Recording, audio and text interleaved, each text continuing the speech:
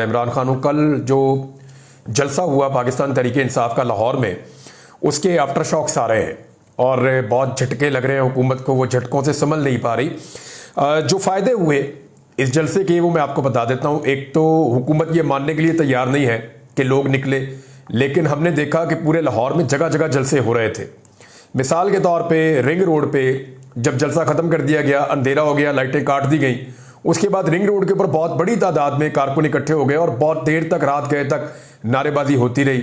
लाहौर का जो फिरोजपुर रोड है, जो बाकी इलाके हैं, लाहौर के मुख्तलिफ इलाकों में रैलियां निकली हैं। ये एक बहुत बड़ी पॉलिटिकल एक्टिविटी थी और इसने लाहौर को दोबारा से चार्ज किया है। याद रखिए, पाकिस्तान में कभी भी कोई तहरीक कामयाब नहीं होती जब तक कि लाहौर मोबिलाइज ना हो, जब तक कि लाहौर के लोग ना निकले या लाहौर उस तहरीक को एक्सेप्ट ना कर ले। जब भी कोई तहरीक लाहौर में घुस जाए तो फिर वो कामयाब हो जाती है। ये हमेशा से पाकिस्तान की तारीख का हिस्सा है।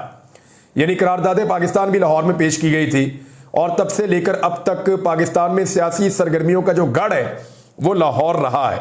अब इसमें जो फायदे हुए पाकिस्तान तहरीक इंसाफ को मैं आपको बता देता हूं एक्चुअली क्यों हुकूमत घबराई हुई थी। नंबर एक तो वो जो एक जमूद था, जो एक खौफ तारी था लाहौर पे, वो कल टूट गया है। पाकिस्तान तहरीक इंसाफ ने उसको तोड़ दिया है।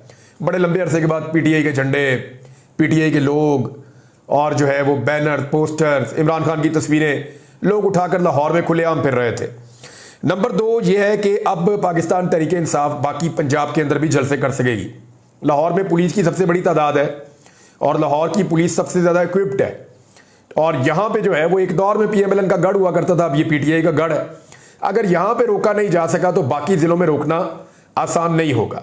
अब पाकिस्तान तहरीक इंसाफ पंजाब की बाकी जगहों पे भी जलसे कर सकती है और एक मरतबा फिर ये साबित किया पाकिस्तान तहरीक इंसाफ ने 8 फरवरी के इलेक्शन के बाद कि आज भी लाहौर के लोग, पंजाब के लोग पाकिस्तान तहरीक इंसाफ के साथ खड़े हैं और फार्म 47 की जाली हुकूमत 8 महीनों में भी लोगों के दिलों में अपनी जगह नहीं बना पाई। फिर जो पाकिस्तान तहरीक इंसाफ की कुछ कंप्रोमाइज्ड लीडरशिप है, मैंने आपको नाम बताए भी हैं कि ये लोग हो सकता है कि आईनी तरमीम में हुकूमत के हक में वोट डाल दें और ये लोग ऐसी मशकूक हरकतें कर भी रहे थे। ये कोई 7-8 लोग हैं, इनके ऊपर भी प्रेशर जाएगा। प्रेशर ये जाएगा कि उनको आइडिया हो गया दोबारा से कि पब्लिक तो आज भी खड़ी है इमरान खान के साथ और अगर हमने इमरान खान को धोखा दिया तो हमारी और हमारे खानदान की सियासत तो बढ़ जाएगी। लिहाजा ये उनके ऊपर भी एक इंपैक्ट गया है।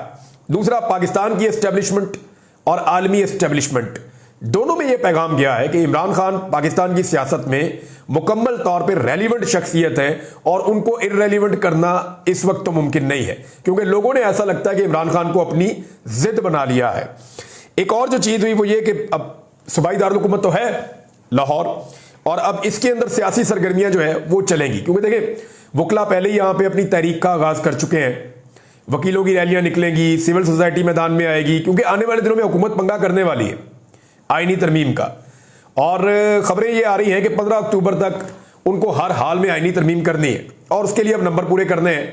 नंबर पूरे करने के लिए मुमकिन है तहरीक इंसाफ की कुछ सीटें छीनी जाएं, कुछ तहरीक इंसाफ के बंदों को कायल किया जाए, कुछ एक जो है वो रिव्यू के अंदर केस लगाकर दोबारा 63A वाला कोशिश की जाए कि पीटीआई के बंदे वोट डालें तो उनका वोट काउंट हो जाए और फजलुर रहमान साहब के बंदे वोट डालें फजलुर रहमान की मर्जी के बगैर तो उनका वोट काउंट हो जाए।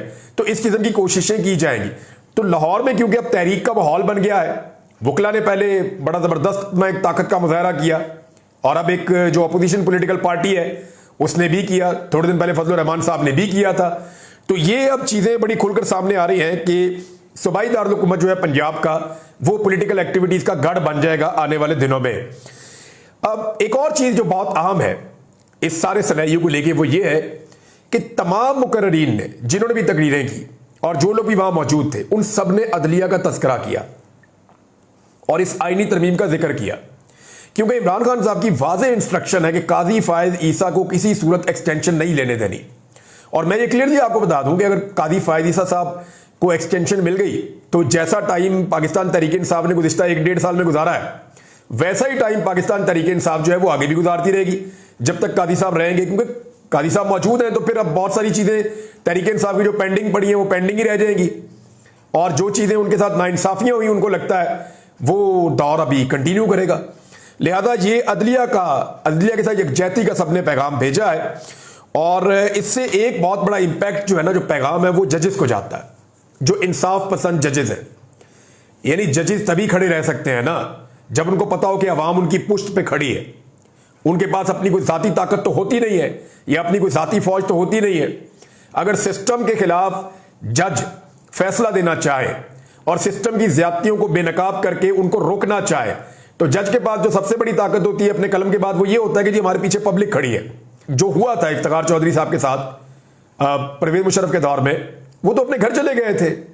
उनको तो मुनीर मलिक साहब ने रात को टेलीफोन किया था, कुछ और वुकला ने किया था कि जनाब हौसला करो, खड़े हो जाओ हमारे।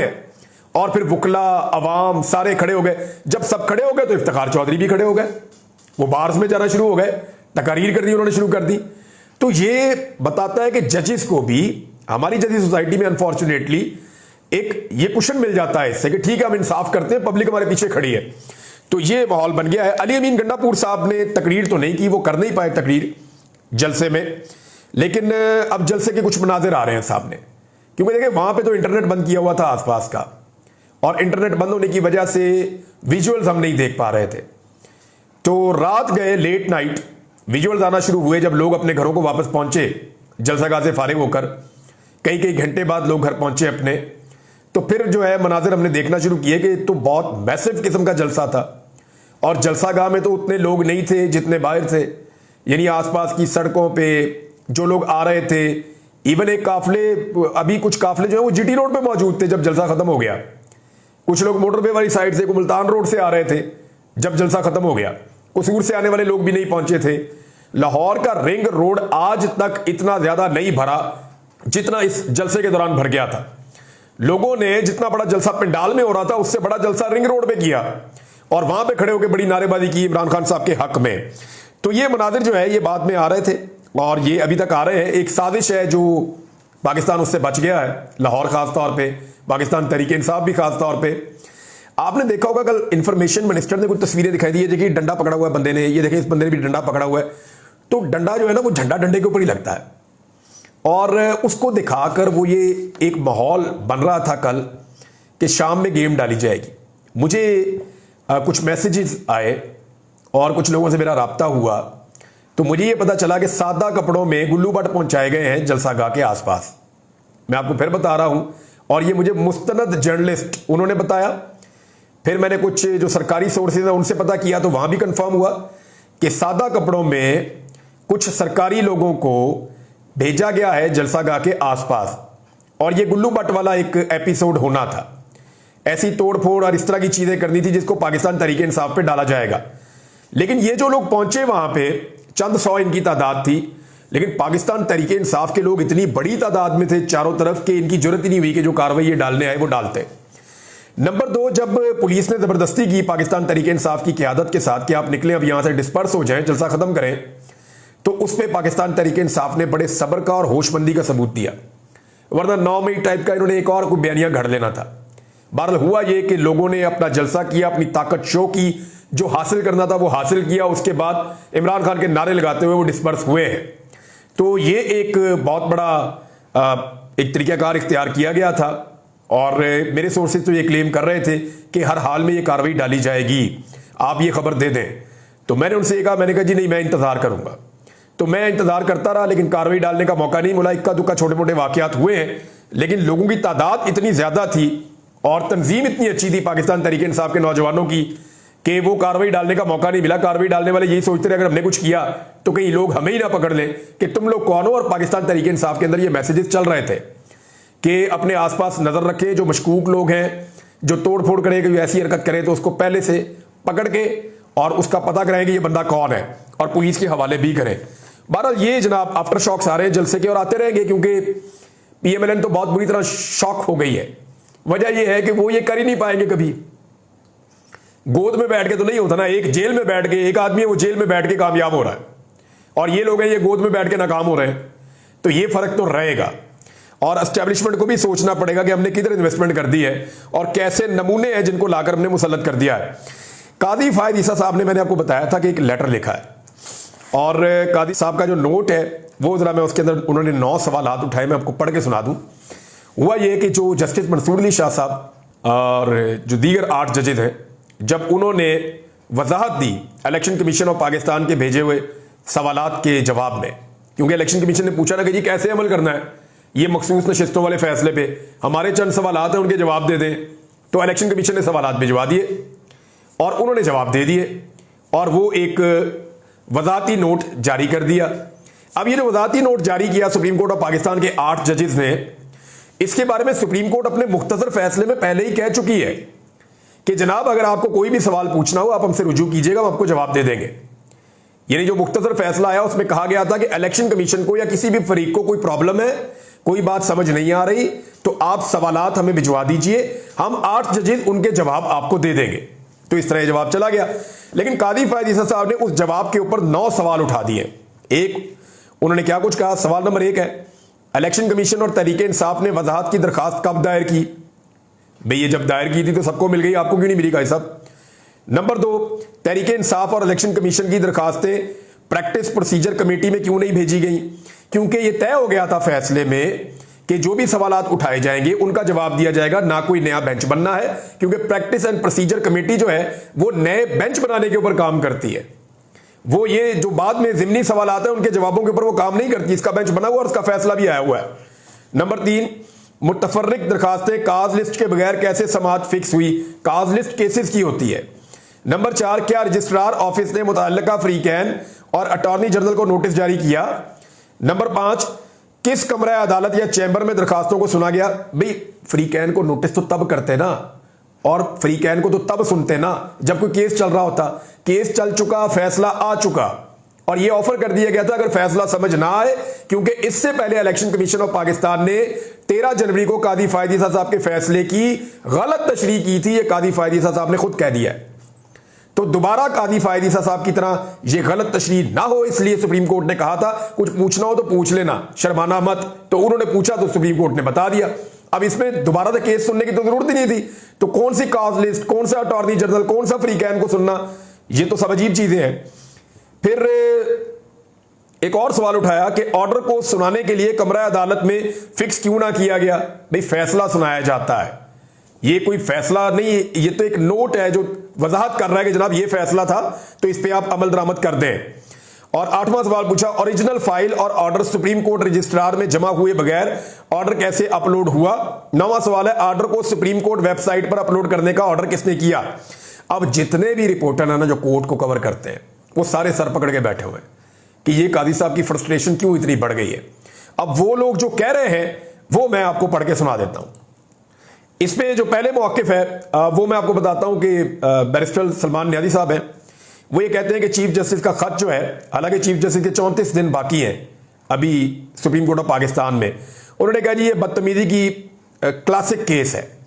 अदालत के फैसले में वादे तौर पर हदायत की गई कि वजाहत के लिए दरखास्तें अक्सरियती जजों के सामने रखी जाएं और उसने अपने खत में जानबूझकर इस हकीकत को नजरअंदाज किया।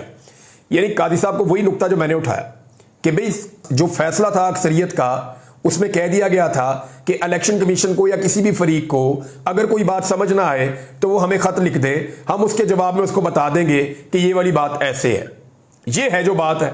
इस पे मुतीउल्लाह जान साहब ने लिखा कि एक चीफ जस्टिस की जरूरत कैसे हुई कि वो इस तरह के कानूनी तौर पर गैर जरूरी इंतजामी नोट के जरिए अदालती फैसले पर अवामी सतह पर सवालात उठाए। ये नोट रद्दी की टोकरी में फेंके जाने के काबिल है। 13 जजों की फुल कोर्ट में 8 जजों की अक्सरियत का इजाफी ऑर्डर चैम्बर में दायर दरखास्तों पर दुरुस्त तौर पर जारी किया गया है। जैसा कि 12 जुलाई के मुख्तसर फैसले में पहले ही कह दिया गया था कि जो सवालात होंगे उनका जवाब दिया जाएगा। चीफ जस्टिस को चाहिए कि वो अपने होल्ड द हॉर्सेस, कि अपने आप पे कंट्रोल रखें और अपनी एक्सटेंशन की ख्वाहिश में इसके ऊपर काबू रखें। चीफ जस्टिस की हैसियत से इनके पास 8 जजों के नोट को कलअदम करने का कोई खास इख्तियार नहीं है जब तक कि वो 1997 में, यानी वो कह रहे हैं कि अब सज्जाद अली शाह साहब वाली अपनी बेइज्जती ना करवा लें। ये मुतीउल्लाह जान साहब ने कहा। बाकी रिपोर्टर से बात हुई, उन्होंने भी ये बात की ये कूड़ेदान में जाएगा, ये कादी साहब का नोट जो है ये इसकी कोई हैसियत नहीं है। बल्कि उन्होंने ये कहा कि ये रजिस्ट्रार को उन्होंने नोट लिख दिया। अब सुप्रीम कोर्ट की मेजॉरिटी पर हमला इसको उन्होंने करार दिया और कहा कि सुप्रीम कोर्ट के हाथ पांव खुद कादी साहब काट रहे हैं। ना इसमें कोई नया बेंच बनना था और ना कोई नया केस लगना था। अच्छा नाज़रीन, एक और चीज है, प्रैक्टिस एंड प्रोसीजर एक्ट जो उसके अंदर तरमीम की है सदर आसिफ अली जरदारी साहब ने और काबीना ने, ताकि जस्टिस मुनीब अख्तर साहब को निकाल दिया जाए और उनकी जगह पे जस्टिस अमीनुद्दीन खान साहब को ले आए। तो ये एक्चुअली एक तरह की बेंच फिक्सिंग इसको करार दिया जा रहा है वकला की जानिब से। और सुप्रीम कोर्ट बार ने और पाकिस्तान बार ने दोनों ने इसकी मजम्मत की है और दोनों ने इसको गलत करार दिया है और यह कहा है कि हमने बड़े लंबे अरसे की स्ट्रगल के बाद प्रैक्टिस एंड प्रोसीजर कमेटी बनवाई थी जिसमें 3 सीनियर जज होते हैं ताकि इंसाफ हो सके, ताकि कानून के मुताबिक फैसले हो। अब ये अपनी मर्जी का जज बीच में अगर चीफ जस्टिस शामिल करेंगे तो फिर दोबारा से सारा निजाम चीफ जस्टिस के हाथों में यरगमाल बन जाएगा। तो ये जो प्रैक्टिस एंड प्रोसीजर एक्ट के मामला हैं, अब फर्ज करें कल को मंसूर अली शाह साहब आते हैं और वो उनकी जो प्रैक्टिस एंड प्रोसीजर की कमेटी है उसके अंदर वो भी नीचे से अपनी मर्जी का एक जज ले आते हैं और एक जस्टिस मुनीब उनके साथ है, तो आप बताएं ना, तो वो तो जो दिल करेगा वो करेंगे। तो जो उसूल बनाया गया था वो ये बनाया गया था कि 3 सीनियर 3 जजेस ही इसके अंदर होंगे, एक चीफ जस्टिस, एक दूसरे नंबर वाले, एक तीसरे नंबर वाले। तो अब क्योंकि सुप्रीम कोर्ट बार एसोसिएशन में और पाकिस्तान बार में पीएमएलएन की नुमाइंदगी है, आसमा जहांगीर ग्रुप, लेकिन वहां से भी इसके ऊपर एतराज आ रहा है, तो ये बहुत इंपॉर्टेंट है। इसको चैलेंज भी कर दिया गया लाहौर हाई कोर्ट में और लाहौर हाई कोर्ट में चैलेंज होने के बाद अब ये मामला किस तरफ जाता है इसके बारे में अभी तो कुछ नहीं कहा जा सकता, लेकिन एक बात आप याद रखिएगा कि ये मुझे नहीं लगता टिकेगा, क्योंकि अभी मखसूस नशिस्तों का तफसीली फैसला आना भी बाकी है। अली अमीन गंडापुर साहब ने क्या कहा, क्योंकि वो तकरीर नहीं कर पाए, जलसे के वर्ज एक आखिरी चीज बताऊं, और वो आज तकरीर करने जा रहे हैं और अली अमीन गंडापुर की तकरीर में दोबारा आपको सरप्राइज मिलेगा, क्योंकि उनको रोकने की पूरी कोशिश की पंजाब की हुकूमत ने, हर हथकंडा इस्तेमाल किया, उनको लेट करवाया और उनके आने से पहले जलसागाह की लाइटें बंद कर दी। ऐसा वैसे पहले होता नहीं था, लेकिन अब हो रहा है। तो अली अमीन गंडापुर ने कहा कि ना तो हम फॉर्म 47 की हुकूमत को मानते हैं और ना 47 की पार्लियामेंट को कोई आईनी तरमीम को करे उसको भी नहीं मानते, और ना ही हम कोई आईनी तरमीम होने देंगे। हम अदलिया के साथ खड़े हैं, अदलिया स्टैंड ले, हम मरते दम तक अदलिया के साथ खड़े होंगे और नाजायज काम इन्हें नहीं करने देंगे। और आज के दिन में अली अमीन गंडापुर साहब ने कहा कि मैं खिताब करूंगा, अपनी तकरीर करूंगा, जो मैं कहना चाहता हूं मैं कहूंगा।